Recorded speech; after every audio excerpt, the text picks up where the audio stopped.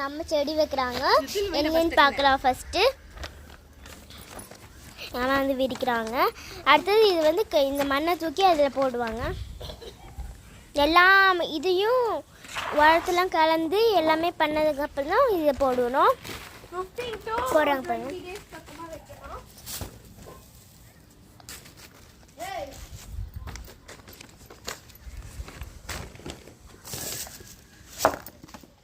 இது வந்து பார்த்தீங்கன்னா ரொம்பவே யூஸ்ஃபுல்லாக இருக்கும். இந்த க்ரோ பேக்லாம் வந்து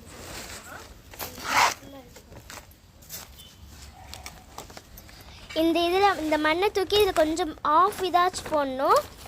வந்து ஃபுல்லாக போட்டு முடிச்சாச்சு. அதனால் நீங்கள் வந்து தூக்கி அங்கே கொண்டு போய் வைக்கிறாங்க.